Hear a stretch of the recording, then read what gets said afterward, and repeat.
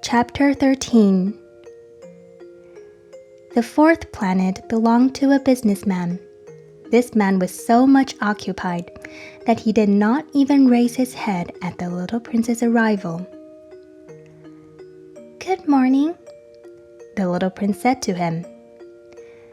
"Your cigarette has gone out." 3 and 2 make 5, 5 and 7 make 12, 12 and 3 make 15, good morning. 15 and 7 make 22, 22 and 6 make 28. I haven't time to light it again. 26 and 5 make 31. That makes 501,622,731. 500 million what? Asked the little prince. Are you still there? 501 million. I can't stop. I have so much to do. I am concerned with matters of consequence. I don't amuse myself with balderdash. 215 makes 7. 501 million what? Repeated the little prince, who never in his life had let go of a question once he had asked it. The businessman raised his head. During the 54 years that I have inhabited this planet, I have been disturbed only 3 times. The first time was 22 years ago when a beetle fell from goodness nowhere. He made the most frightful noise that resounded all over the place, and I made 4 mistakes in my addition. The second time, 11 years ago, I was disturbed by an attack of rheumatism. I don't get enough exercise. I have no time for loafing. The third time, well, this is it. I was saying then 501 millions. Millions of what?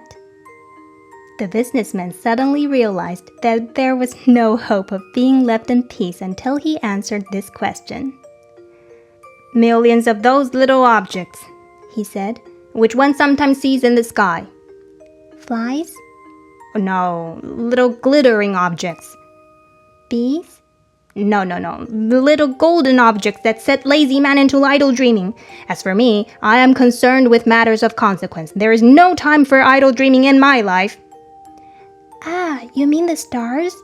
Yes, that's it. The stars. And what do you do with 500 millions of stars? 501,622,731. I am concerned with matters of consequence. I am accurate.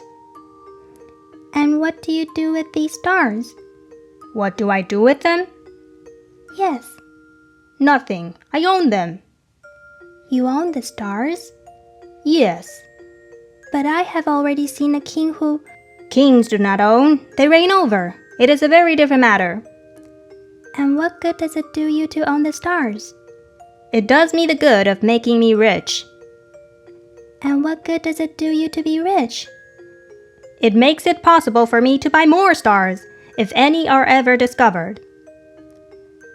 This man, the little prince said to himself, reasons a little like my poor tippler. Nevertheless, he still had some more questions. How is it possible for one to own the stars? To whom do they belong? The businessman retorted peevishly. I don't know. To nobody. Then they belong to me, because I was the first person to think of it. Is that all that is necessary? Certainly. When you find a diamond that belongs to nobody, it is yours. When you discover an island that belongs to nobody, it is yours. And when you get an idea before anyone else, you take out a patent on it, it is yours. So with me, I own the stars because nobody else before me ever thought of owning them. Yes, that is true, said the little prince. And what do you do with them?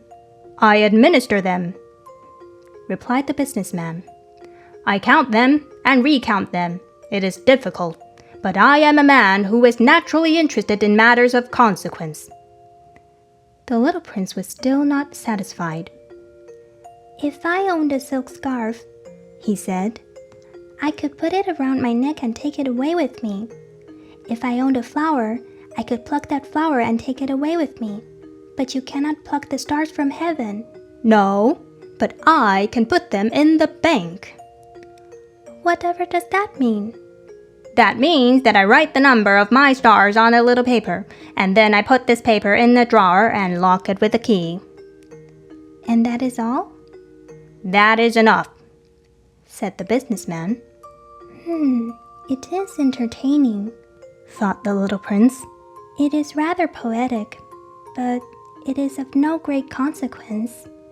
On matters of consequence, the little prince had ideas which were very different from those of the grown-ups. I myself own a flower, he continued his conversation with the businessman, which I water every day. I own 3 volcanoes which I clean out every week, for I also clean out the one that is extinct. One never knows. It is of some use to my volcanoes, and it is some use to my flower that I own them. But you are of no use to the stars. The businessman opened his mouth, but he found nothing to say in answer. And the little prince went away. The grown-ups are certainly altogether extraordinary, he said simply, talking to himself as he continued on his journey.